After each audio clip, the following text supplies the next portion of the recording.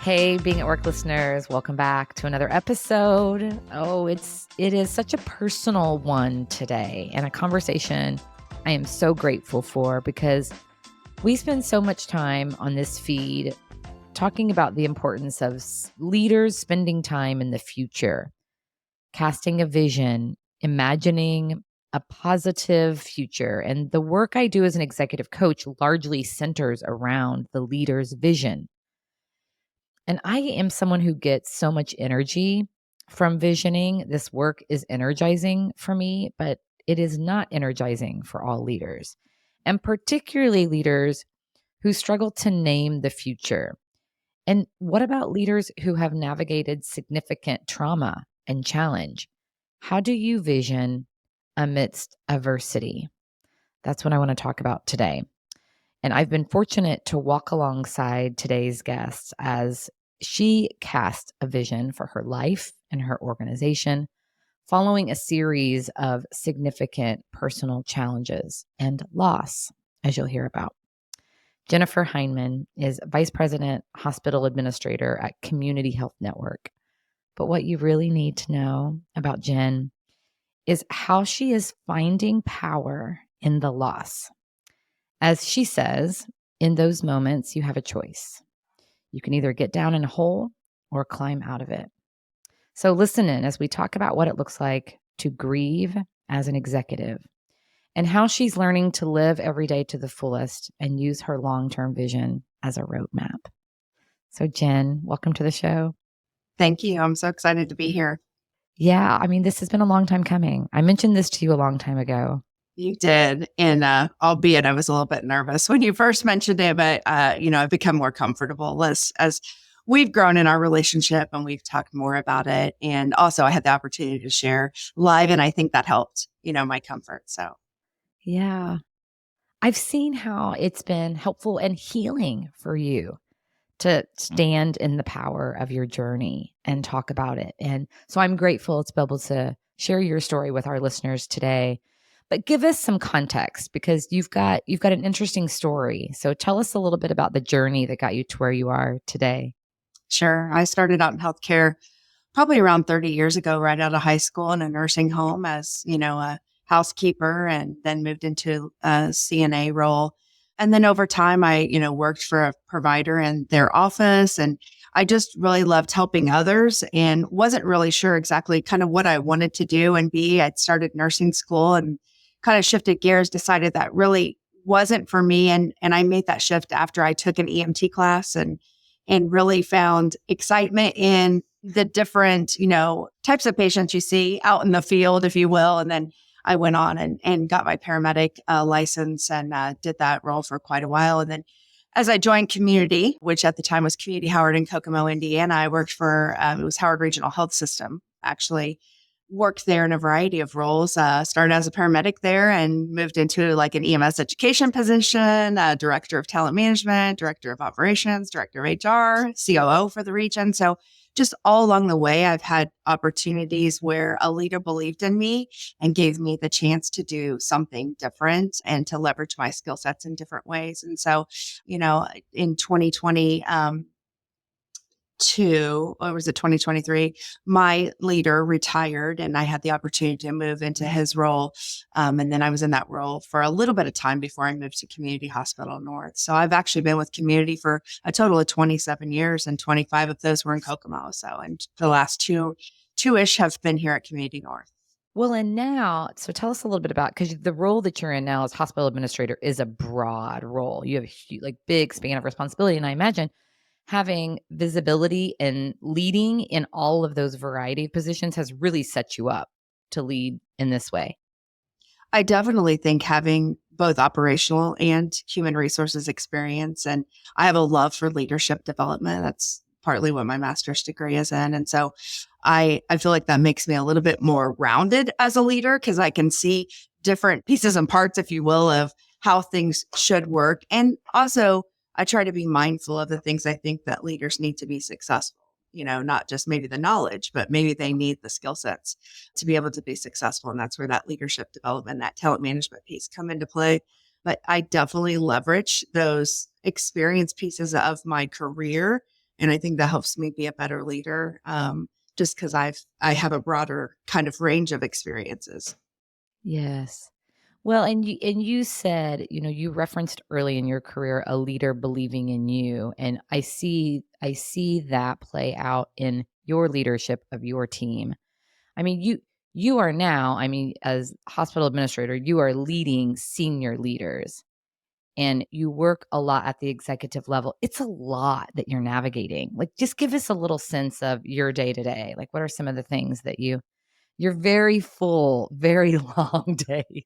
Yeah. I mean, it's everything from physician relationships and driving outcomes and strategy related to quality, patient experience, financial goals, to setting goals for our building, and then cascading those goals to individual directors and then their managers. And of course, then pulling in the frontline staff so that you're connecting the dots and you're aligning the work to the organization's greater mission, which that is often difficult because it's hard sometimes for our frontline caregiver team to always understand how the work that they do at the bedside or at the registration desk or as they're cleaning the patient's room ties to providing an exceptional experience simply delivered, but it does because each of us has individual work and the work that we do is important and it's collective and it makes a difference every day. And so I think one of the biggest challenges and one of the biggest pieces of the work I do is trying to help the leaders that report directly to me, those VPs, and,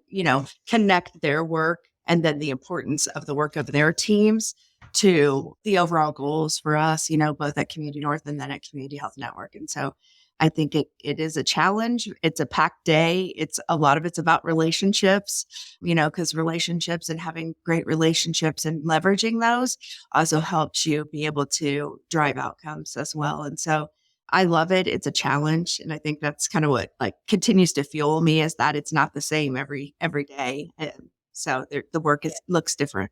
Naturally, you're a driver, you're action oriented, and you love people and building relationships. So you take time to nurture those. So it's this really like powerhouse of strengths that you have going for you. Well, I wanted to give our audience a sense of the span of responsibility that you have because it's a large scope, a lot of stakeholders, a lot of dot connecting. And so, in the midst of all of that, over the last, 3 years, you have had a series of really significant personal challenges. You could even hear in the intro, like I was getting emotional just because I know the story. So I appreciate you showing up today, Jen, to unpack because as you and I have been doing this visioning work, part of your challenge was you've navigated such tough things. It's like, but what does the future look like given that? Yeah. And interestingly enough, as some of these events unfolded, there was always some sort of new piece that happened along the way. And I'll tie that together. But, I think some of the biggest challenges for me started back in 2019. August of 2019, I was diagnosed with stage 3 ovarian cancer. We literally kind of found it by accident. I was having some gallbladder symptoms and went in to have my gallbladder removed. And that's how we discovered it. Thank God, I listened to my body and that my provider listened to me. And we continued to try to figure out what was going on because albeit stage 3 was honestly caught fairly early. And so I had to navigate through chemo, surgery, chemo, and I continued to work, all along through that journey. I think for a couple of reasons. One, I'm a very driven person and I'm highly motivated, and I also like to have a plan of instructions. And in other words, like if I know I'm working toward the goal or I have a checklist, and that's kind of what happens to you when you have cancer. Immediately, like your mindset pivots. Okay, what are my milestones? What am I working towards? Where do I go from here? Kind of thing. They give you marching orders, and so you're just kind of checking the boxes. Get your port put. Start chemo 1, 2, 3 down, then surgery down, then chemo 4, 5, 6 down. So you're navigating. And then secondly, for me, continuing to work made me feel like I was, contributing. It gave me purpose in the morning to continue to get up and just keep myself motivated and moving. And so I did. And while it, was difficult, and got through that, and I actually, at the end of this month, this very week, actually was my last chemo treatment 5 years ago. So I'm 5 years out. Yeah. So that's a huge celebration, and it has flown by. And then, fast forward to 2 years after that. So it would have been 2023, September 23. My husband and I lost our oldest child in a motorcycle accident. And it just gives you pause, when things like that happen. And I know I'd shared with you previously that sometimes I don't even know if I've actually ever really grieved the loss, because it is so very raw, despite it being, that amount of time that has passed, 21, September 21 to now. I'm not sure if I said 23, but it was actually September 21 to now. It feels like yesterday still. And so in those moments of why is this happening, whether it's cancer, whether it's the loss of a child, the loss of a parent, whatever, that's when I felt myself being faced with a decision. And I know my husband and I talked about that too. You have to go on living. And sometimes you have guilt in that, like you feel guilty for that. But at the same time, you owe it to yourself and to your loved ones, to your spouse, to your other children, to continue to push forward and go on living, so to speak. And then in 23, so these are my odd year things: 19 cancer, 21 lost a child, 23 I lost my sister to the same cancer that I had, but in a very short amount of time, like 5 weeks from the time we found out that's what was going on with her until she passed away. And in each of these moments, I guess, my family is very connected, and, my husband and son, Connor, are so very supportive. And Kale, our son that's passed away, was, he was so connected too. But in each of these moments that is passed, also my community family has been there for me, and I also, interestingly enough, was afforded different opportunities at some of the worst moments of my life. So right after my son Kale passed in 21, that next month, my boss came to me and said, "Hey, I'm going to retire." He had lost his father earlier in the year. I think he was at a place in his life where he was, looking for a change. And so I was afforded the opportunity to move into a different role. So there are blessings in the hurt and the pain, for sure. Yeah, and no doubt your drive, your continuing to work through all of it was such a place for you to find some relief, some peace. So here we are in 2025, and over the last several months, you have been thinking about your future in a little bit of a different way. Through our work together, I encouraged you to go out 10 years. And I know you really struggled in that. So I want to unpack this, because you said, you were afforded these opportunities at the worst times in your life. So that gave you something positive to focus on. What's the difference between that and doing visioning work, looking out 10 years into the future? Were there some similarities there? I know that this visioning work was really challenging for you, so I'd love to talk through that process. Yes, I think, what am I on, like iteration 5 or something of my 10-year vision? What are we ever done iterating? The first couple were, did not hit the mark. Let's put it that way. And I appreciated being challenged. I think for me, I was and kind of still am, but I'm working on it, and in the moment kind of person. So, and I think that's partly driven because when you have a diagnosis of cancer, you're in the moment. Okay, how do I get through this moment? I wasn't thinking like, what am I going to be doing in 5 years? I'm thinking, I hope I don't die, you know? And then fast forward 2 years and you lose your child. You're not thinking, what am I going to be doing in 5 years? You're thinking, how do I get through this? Yes. How do I survive? Yes. And then I was sitting in church that year, and that just coincidentally happened to also be our Christmas Eve service of 21. And the whole message was about choosing joy.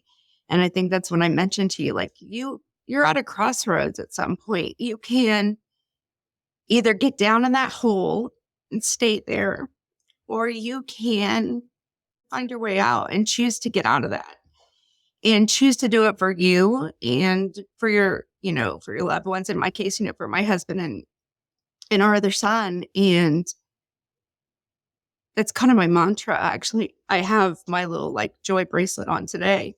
And there was a lot of it is faith. Like I just had to lean in to my faith during, cancer treatment, the loss of our kiddo. But then more recently, when I was kind of being pressed to do this vision template, and it's the same thing, when my sister passed away, I'm thinking like, I'm not thinking 5 years. I'm like thinking, holy crap. Like my sister was 46 years old and she died in 5 weeks, But I had happened upon another, kind of scripture that spoke to me because it kind of tied back with what you'd said to me, Andrea, like you got to kind of challenge yourself. And it was like for Romans, I think it's like in 6:4, it says something about, I need to be made new in the attitude of my mind and to put on a new self. And I was reading that like in like a regular devotional. And then I was thinking about what you had said about my vision template. And I was like, I kind of got to stretch myself. And it's okay because maybe I do deserve it. And then the more I thought about it, I was like, no, I do deserve it. I took out the maybe. Like it isn't, I do deserve happiness. My son deserves happiness. My husband deserves happiness. And so I think once I pivoted my mindset, instead of saying I might be in 10 years doing X, I may do this, hopefully. And those were the words that I was choosing. I started to speak in a stronger affirmation. Like I will be doing this in 10 years. And that made it easier to write and to vision it out once I flipped the mindset. Yeah. Seeing yourself in that place, like this is what I will be doing.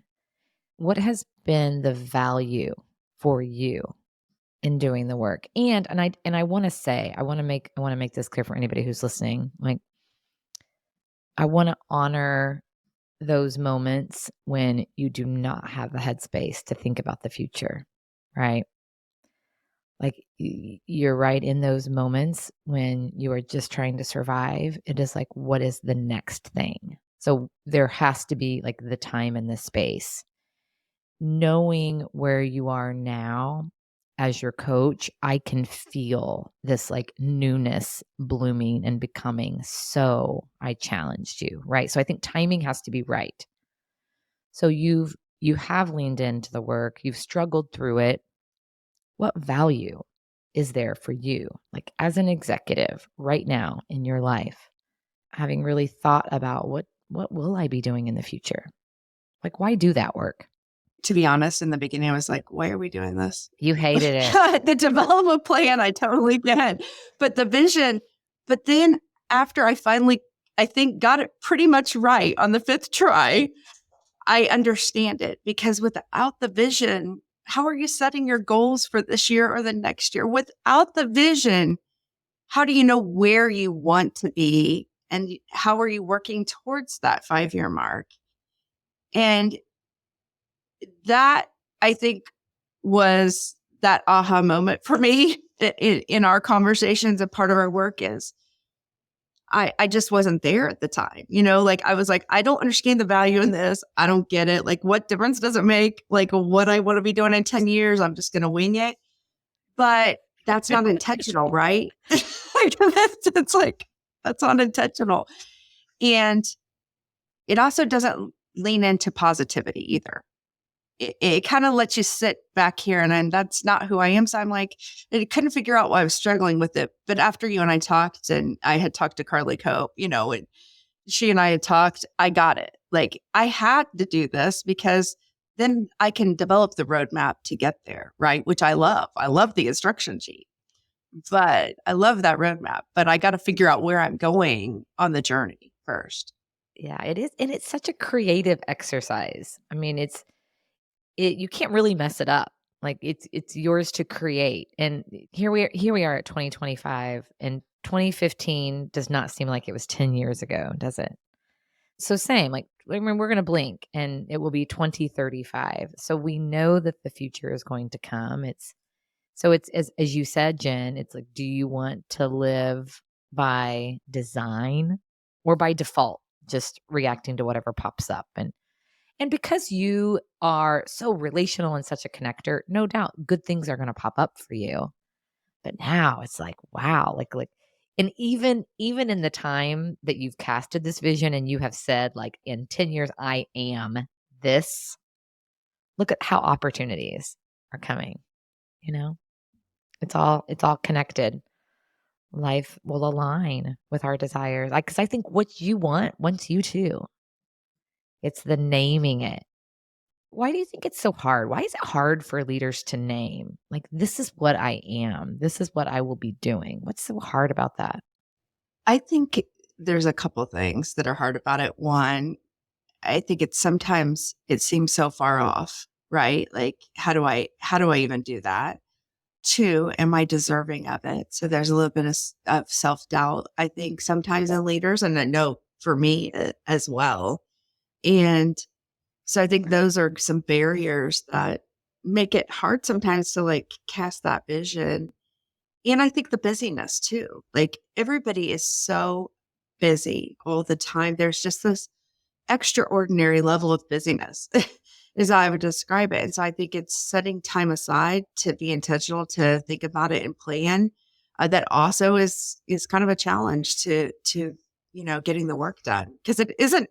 For some people, it's really easy and they love it and they're energized by it. For me, I was like, it was a kind of scary exercise to do. And also I was like, I don't know why I'm doing this. But now that I've kind of walked down that path and figured it out, I get it. And I think, like we talked, like, there's trauma. Sometimes there's trauma in your life that happens that, like, that's a barrier for you to be able to think about anything besides the moment that you're in. Yeah, no doubt. No doubt. I've got a couple more questions about those. What is that 5-year period that with your cancer diagnosis, the loss of your son, the loss of your sister, gosh, such significant things. Talk a little bit about the support that you got, and